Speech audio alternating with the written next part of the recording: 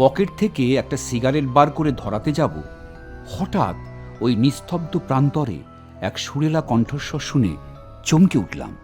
এই যে, শুনছেন?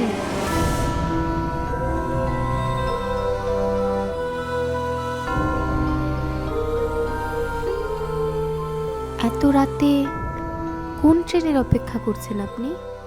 না, আমি এখানে এসেছি আমার বন্ধুর সাথে দেখা করতে, কিন্তু সে আমার আসার আগাম কোনো খবর পায়নি। এখন তো এই অচপাড়া গায়ে কোনো রিক্সা টিক্সাও পাওয়া যাবে না।